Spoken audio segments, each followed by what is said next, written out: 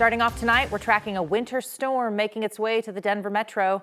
What turned out to be yet another warm and sunny day across the metro will now look completely different in 12 hours. Several inches of snow are expected to fall in and around the city, and it's already piling up in Colorado's high country. People got out to enjoy some fresh powder. How about that? Fresh powder, something we haven't heard much of this year. This was in Steamboat earlier today. Now you're taking a live look over westbound I-70. This is near Vail Pass. Looks like you can make it through on the roads up there now, but quite a bit of snow on the ground already. If you're thinking about a drive up to the mountains, you should definitely expect slick conditions. Thanks for joining us tonight. I'm Jennifer Meckles. Not only is Denver set to finally see some snow, but the temperature drop that comes along with it. Let's bring in meteorologist Ben Cathy to tell us now more about what we can expect. Hi, Ben. Hey, Jennifer. Yeah, it's snowing pretty good up in the high country, Copper Mountain. It looks like we're going into hyperspace in Star Wars or something, but, well, the camera is starting to get snowed over. That's great news for folks heading up to chase some snow, especially Steamboat, Winter Park, Breckenridge Vale, Aspen, and more. Snow still has not reached Denver is part of this weather impact team alert. We're getting a little bit of a winter mix here near Waltonia, Drake. You've still got about an hour as this is not pushing out to the east quite yet. And as we look at it, 23 dBZs, not that heavy, but it'll start to stack up in the early morning hours of Sunday, which is why our alert is all about this. Travel through the passes and Eisenhower Tunnel, among others, is definitely pretty tough. A sharp drop-off. Jennifer mentioned it wouldn't look the same, but it won't feel the same tomorrow as well, with some early visibility issues. Taking you right to the red north of Kremling near Steamboat, it is tricky travel late with the winter storm warning. Definitely going to be cold enough for snow later on tonight, but around Denver itself, pretty paltry totals in many spots, except maybe Morrison or the North Palmer Divide, only about an inch or so. And your Denver forecast tomorrow, bundle up from the near 20-degree mark to just above freezing, even with sunshine late. All right, Ben, thank you. If you are looking for a warm place to stay during this cold snap, Denver is opening up several shelters. The Department of Housing Stability opened up a shelter as early as today. They'll keep it open for as long as the weather stays cold.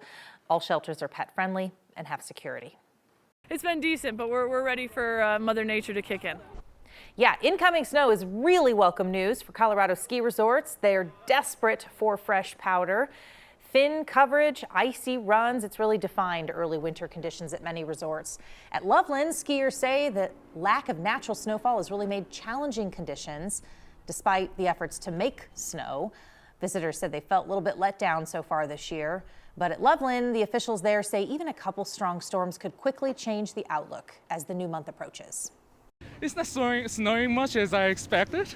Yeah, it's a bit, maybe something like disappointing, but still, there's some snow.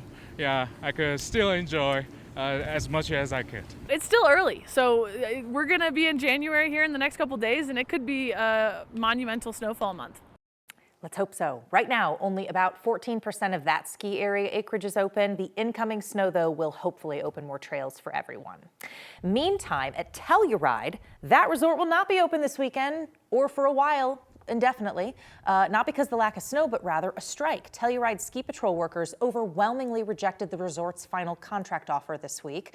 The nearly 80 workers have been working without a contract since late August. They're asking for higher wages and say recruitment and retention are two issues that urgently need attention.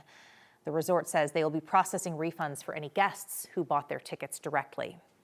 And while we finally see some snow this weekend, a winter storm is already dumping several inches of snow across the Great Lakes and the Northeast this weekend. In New York City, the National Weather Service says more than 4 inches fell in the city for the first time in years. A state of emergency has been declared in all 21 counties of New Jersey. Officials are warning people, please stay off the roads. And the snow was, for some people, just an annoyance. Others really wanted to get out and experience it. Oh, it's incredible. It's the most peaceful place in this city, I think, when it's snowing fresh on the ground, especially when it's dark. This comes as millions of people are also trying to get back home after the holiday. The storm is already causing a lot of headaches for travelers. More than 8,000 flights were delayed across the country today. Nearly 1,000 were canceled. And tomorrow is shaping up to be the busiest travel day of the holiday season so far. TSA is expecting close to 3 million travelers. Good luck if you're out there. A Republican podcaster who is calling for the execution of Colorado's top Democrats is now running for governor. Joe Oltmann says the governor and the attorney general are part of a, quote, synagogue of Satan Jews. Oltmann, who is from Douglas County, faces a defamation lawsuit for accusing Denver-based Dominion Voting Systems of rigging the 2020 election. Oltmann says his top priority as governor would be freeing Tina Peters, who's serving a prison sentence for a scheme to tamper with Colorado's election systems. Oltmann has suggested President Trump should institute military tribunals and have tens of thousands of Americans executed. Oltmann recently said, quote, "I think violence is probably the only solution at this point." Despite Oltmann's years of calls for executions, he has maintained a prominent role in Colorado Republican politics, speaking at party events, endorsing candidates, and hosting fundraisers at his chain of gun shops. One person got hurt in a shooting in Denver tonight. This happened on East 20th Avenue, right by several downtown businesses.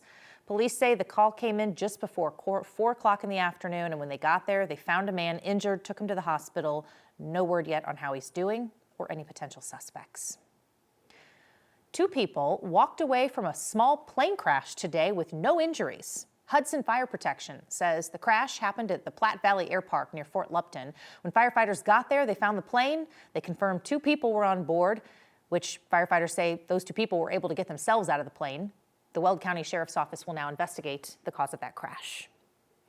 New Year's celebrations are notorious for heavy drinking, and Colorado law enforcement agencies are now cracking down on drunk driving right now. CDOT, along with Colorado State Patrol, have started their enforcement period. They're out there looking for drunk drivers. CDOT says drivers should expect to see more law enforcement on the roads. CSP data shows drunk driving citations always spike in those overnight hours, 10 p.m. to 2 a.m. on New Year's Eve. New data is also showing Colorado's on track to pass last year's DUI arrests. State officials say more than 16,000 DUI arrests are expected by the end of this year. That would be, on average, more than 1,300 arrests every month.